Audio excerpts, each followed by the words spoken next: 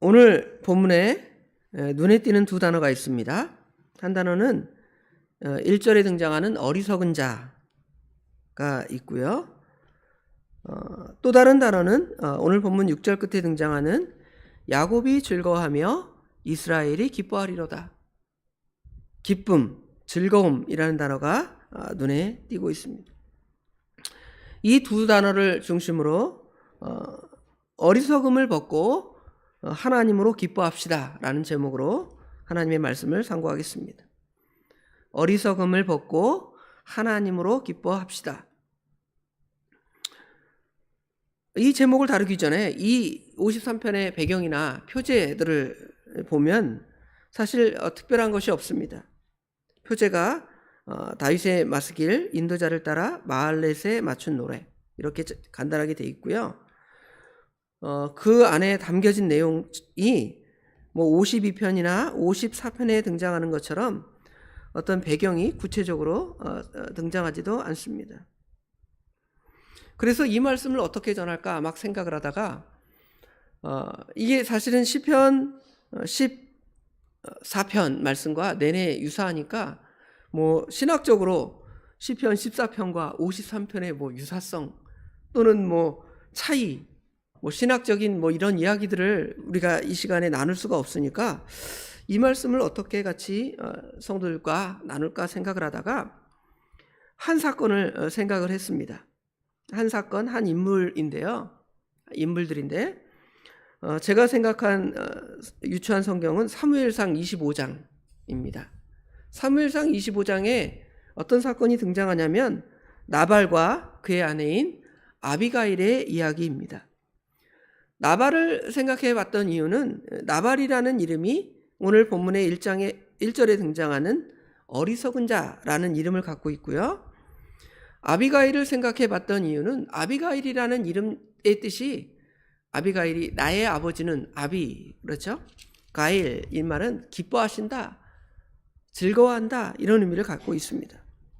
그래서 제목을 나발과 아비가일 그렇게 생각하고 말씀을 나누고자 했지만 오늘 본문에 나발과 아비가일의 이야기가 없으니까 그냥 유추해 가면서 본문의 두 종류의 사람을 생각해 보면서 하나님의 말씀을 상고해 보겠습니다. 먼저 첫 번째 생각해 볼 인물은 어리석은 자입니다. 어리석은 자. 어리석은 자는 그 설명이 1절부터 4절까지 설명이 되어 있습니다. 1절부터 4절에 어리석은 자. 어리석은 자는 뭐라고 말씀하십니까? 1절에 어리석은 자는 그 마음에 이르기를 하나님이 없다 하도다 그랬죠? 우리가 지난 주일에 목사님이 그 실천적 무신론자에 대한 말씀을 우리가 들었습니다. 말씀을 통해서 이 본문을 읽을 때 마치 오늘날의 무신론자들, 이론적 무신론자들을 이 말씀을 탁 생각하면서 그려볼 수도 있지만 사실은 이 본문이 오늘 시편 53편 이야기가 역사가 어느 정도가 되냐면 지금부터 약 3000년 전의 이야기입니다. 3000년 전의 이야기면 그 당시에는 이론적 무신론이라는 게 없어요. 우리가 무신론 그러면 무신론의 역사가 사실은 근대에 나온 이야기죠. 200년, 300년도 안 된 것이 오늘날 무슨 니체의 이야기나 짜라투스트 이런 얘기 있잖아요. 정확하게. 그런 이야기들이 있는데 그것들의 이야기가 오늘 시편 53편의 이야기가 아니라 시편 53편의 이야기나 시편 14편의 이야기는 누가 이 본문을 읽고 있냐면 유대인들이 이 본문을 읽고 있습니다. 하나님을 섬기는 이스라엘 백성들이 이 본문을 읽는데 이 사람들이 그 마음속에 하나님이 없다고 머릿속에 하나님이 없다고는 결코 생각하지 않을 것입니다. 그런데 그들의 삶은 마치 누가 없는 것처럼 살아갑니까? 하나님이 없는 것처럼 살아간다는 것이죠. 오늘날 이 새벽에 하나님께 예배드리는 저희들이 하나님이 없다는 어떤 이론을 가지고 살아가는 사람은 한 사람도 없습니다. 그런데 우리의 삶이 지금 이 예배당 바깥을 딱 나가면 마치 하나님이 안 계시는 것처럼 살아가죠. 무더운 날씨에 막 짜증이 나는 거예요. 왜 이런 무더운 날씨를 줘가지고 이렇게 더운가 하면서 불평하고 원망하잖아요. 이것은 우리가 하나님을 섬기면서도 우리 삶 가운데는 누가 안 계신 것처럼 살아가는 거예요. 하나님이 안 계신 것처럼 살아가는 것입니다. 그 대표적인 인물이 누구냐면 나발이에요. 나발은 이스라엘 백성, 하나님을 섬기는 사람입니다. 그런데 그의 행동에는 하나님이 없는 것처럼 행동하고 있습니다. 그들은 부패하여 1절 하반절에 보면 가증한 악을 행하며 선을 행하는 자도 없도다. 선을 결코 행하지 않고요. 3절 4절에 보면 악을 여전히 행할 뿐만 아니라 4절에 보면 죄악을 행하는 자들은 무지하냐. 그들이 떡 먹듯이 내 백성을 먹으면서 하나님을 부르지 아니하는도다 그랬죠. 나발이라는 사람을 생각해 봅시다. 나발이라는 사람은 이런 사람이었습니다. 하나님이 없는 사람이에요. 그는 부자였지만 자기의 부를 계속 채우면서 자기 욕심을 채우는 사람이었습니다. 그리고 가난한 자를 결코 생각하지 않았습니다. 특별히 누구를 생각하지 아니했냐면 다윗을 돕지 않았다는 것이죠. 다윗이 사울 왕에게 쫓기면서 굉장히 경제적인 궁핍함, 먹을 것에 대한 궁핍함이 있어서 지금 나발이 양털을 깎는다는 소문을 들으니까 그에게 가서 내가 하나님의 은혜를 받아야 되겠다 생각을 하고 도움을 청하는데 나발이 어떻게 하죠? 돕지 않습니다. 자기의 그 부를 가지고 연약하고 가난한 자를 생각하지 않는다는 것입니다. 오늘날 우리가 하나님께서 주신 달란트나 혹시 경제적인 여유가 있는데 그것을 가지고 자기 욕심만을 채우고 연약하고 가난한 자를 돕지 않는다. 이런 것들은 바로 오늘 어리석은 자 나발과 같은 사람입니다. 또 어떤 연약함이 있냐면 그는 하나님의 뜻을 결코 알지 못했습니다. 다윗이 오니까 다윗을 모욕하여 말하기를 요즘 주인을 떠난 개가 있다 이런 소문을 내가 들었다는 것이죠. 그러면서 다윗을 모욕합니다. 다윗은 하나님의 백성을 구원한 하나님의 귀한 종이잖아요. 이스라엘 백성을 구원한 사람인데 그 사람을 생각지 않고 그를 마치 주인을 배반한 나쁜 사람인 것처럼 묘사하고 악을 행한다는 것이죠. 돕지 않는다는 것입니다. 우리도 그렇습니다. 하나님의 나라, 하나님의 뜻을 생각하는 것, 그의 일에 협력하는 것은 생각하지 아니하고 인간적인 판단, 욕심, 정치적인 어떤 판단 그런 것을 가지고 하나님의 선한 일을 감당하지 않으면 나발과 같이 오늘 본문의 어리석은 자처럼 4절에 보면 죄악을 행하듯이 무지한데 어떻게 행하냐면 떡 먹듯이 내 백성을 먹으면서 하나님을 부르지 않고 하나님을 믿지 않고 하나님이 없는 것처럼 행동하는 그러한 악이 드러나고 있음을 알 수가 있습니다. 그러면 이제 우리가 두 번째로 생각할 인물은 누구냐면 아비가일이라는 것이죠. 아비가일의 그 이름은 아비라는 말은 나의 아버지라 그랬죠. 가일 이 말은 기뻐한다, 즐거워한다 이런 말입니다. 지금 남편은 그렇게 미련하게 행동했지만 아비가일은 지혜롭게 행동을 했습니다. 그는 지혜로운 여자였습니다. 어리석은 남편을 두었음에도 그의 가계를 지혜롭게 잘 감당해 나갔습니다. 뿐만 아니라 남편이 어리석게도 다윗을 가난한 사람, 연약한 사람들을 생각지 않고 죄를 범함으로 말미암아서 나중에 이 일의 결과가 어떤 일로 전개가 될 수 있냐면 다윗이 사람들을 죽이게 되는 그 악에 참여하게 될 수도 있습니다.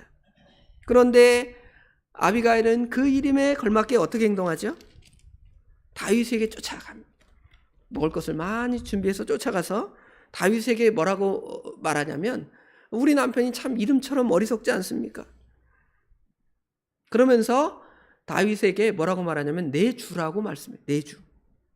그렇죠? 주인이라고 겸손하게 말하면서 그의 마음을 누그러뜨리고 다윗에게 죄를 짓지 않도록 하게 한다는 것입니다. 또 시편 사무엘 25장 42절에 보면 하나님께서 다윗을 통하여 놀라운 일을 행할 것을 알았어요. 이렇게 놀라운 일을 행할 것을 알면서 내가 그를 영접하지 않고 우리 남편이 그를 영접하지 않은 것이 참으로 큰 잘못입니다. 이렇게 말을 해요. 그리고 마지막에는 그 시편 사무엘상 25절 끝에 보면 어떤 일이 벌어지냐면 나발이 죽잖아요. 어리석어서. 죽은 다음에 이 아비가일이 누구를 따라가게 되냐면 다윗을 따라가게 되고 다윗의 아내가 돼요. 이것은 또 우리가 유추해 볼 수 있는 것이 뭐냐면 우리가 이 세상에 의지하는 것들이 많이 있습니다. 돈도 의지하고 명예도 의지하고 세상의 것들 많이 의지합니다. 그러나 다윗이 예표하는 것은 결국 예수님을 예표하는데 결국 우리가 의지하는 그런 것들은 영원한 것이 아니라 없어지고 사라질 것인데 우리가 영원히 따라가야 할 것은 바로 예수님이다라는 것을 보여주는 것이죠.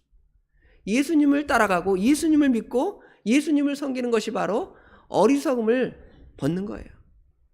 이 세상에 예수님을 알지 못하고 삼위일체 하나님을 알지 못한 사람은 어떤 사람입니까? 어리석은 사람이에요. 어리석은 사람.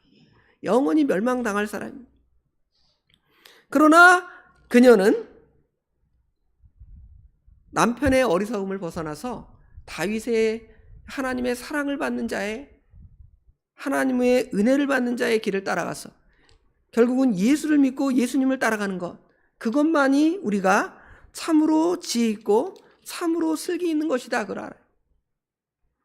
과연 우리가 하나님을 섬기는 사람으로서 우리가 과연 어떻게 살아갑니까? 사실은 영적으로 신분이 중생에서 거듭나서 하나님으로 기뻐할 사람인데 우리의 삶이 어리석음의 삶을 살아가지 않습니다. 하나님이 없는 사람처럼 아까 말한 대로 예배 끝나자마자 그냥 날씨가 후끈하구나 하면서 왜 이렇게 날씨가 더운 거야? 또 비가 하루 종일 주룩주룩 내리면 또 어떻게 해요? 비 좀 그만 왔으면 좋겠는데 왜 이렇게 그냥 비가 와서 내가 길 가는데 옷도 젖고 짜증이 난다. 이게 바로 우리가 어리석게도 하나님 없이 살아가는 것입니다. 하나님께서 우리에게 주시는 모든 환경들을 감사하면서 하나님 감사합니다. 하나님이 또 우리에게 어떤 은혜를 주실지를 이 시간에 예배당 문 밖을 나가면서 생각해 보는 거예요.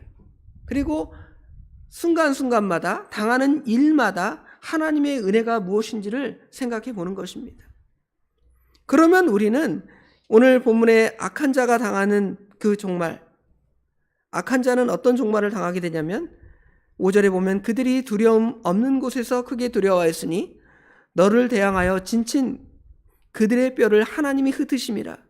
하나님이 그들을 버리셨으므로 내가 그들에게 수치를 당하게 하였도다 그랬죠. 반대로 우리는 두려움이 없습니다. 하나님으로 기뻐하니까, 하나님으로 즐거워하니까, 하나님과 같이 길 가는 거 즐거운 일 아닌가 그랬잖아요. 그런 은혜가 있으므로 우리는 수치를 당하지 않고 하나님의 은혜를 받는 삶을 살아가는 거예요. 오늘 하루도 우리 도봉의 모든 성도들이 이 어리석은 자의 길을 따르지 않고 하나님으로 기뻐하며 하나님으로 즐거워하는 하루의 삶을 잘 살아서 하나님이 기뻐하시는 사람들이 되기를 간절히 원합니다. 기도하겠습니다. 아버지 하나님, 은혜와 사랑을 진심으로 감사합니다. 오늘도 말씀을 통하여 우리의 삶이 얼마나 어리석었든지 하나님을 믿는다 하면서 우리의 삶은 하나님이 없는 것처럼 물질을 의지하고 세상의 것을 의지할 뿐만 아니라 하나님께서 우리에게 지어주신 여러 삶의 고난과 어려움들을 우리 입으로 감사하지 아니하고 왜 하나님께서 그런 환경을 주셨는지에 대한 생각 없이 세상 사람과 똑같이 불평하고 원망하고 싸우고 분쟁하고 미련하게 살아갔던 저희들입니다. 이 부족함을 고백하오니 용서하여 주시옵고 이제는 그 어리석음을 벗고 하나님이 그 모든 것들을 주관하시며 하나님께서 그 상황에 우리에게 모든 은혜를 주시고자 이 일을 당하게 하신 줄을 저희들이 깨닫고 아비가일처럼 그 이름처럼 지혜롭게 행동하며 하나님으로 기뻐하고 하나님으로 즐거워하고 우리 예수 그리스도를 의지하고 예수님을 따라 예수님을 닮아가는 예수님으로 기뻐하는 하루의 삶을 우리 모든 성도들이 살아갈 수 있도록 우리 하나님 도와주시옵소서. 오늘 또 여름 성경학교 또 우리 아이들 물놀이를 갑니다. 하나님께서 그 길에 사건 사고가 일어나지 아니하도록 친히 주장하시며 그 안에서 우리 아이들이 참된 기쁨을 누리고 또 그 일에 수고하는 모든 손길들을 우리 하나님께서 알아주셔서 정말 한 생명이라도 주님 안에서 기쁨을 찾는 이 여름 성경학교 마무리가 될 수 있도록 우리 하나님 도와주시옵소서. 중고등부 수련회, 청년부 수련회, 또 사경회 이렇게 연달아 있습니다. 우리가 그 과정에 지치지 않도록 도와주시며 그 일을 통하여 하나님이 기뻐하시는 바가 무엇인지를 말씀을 통하여 그 모든 봉사를 통하여 헌신을 통하여 깨닫고 감사하며 은혜를 누리는 귀한 근본 행사들이 될 수 있도록 우리 하나님 도와주시옵소서. 오늘 하루 주님께 온전히 의탁드리옵니다. 우리 하나님께서 함께하여 주실 줄 믿사옵고 예수님의 이름으로 간절히 기도드리옵나이다. 아멘.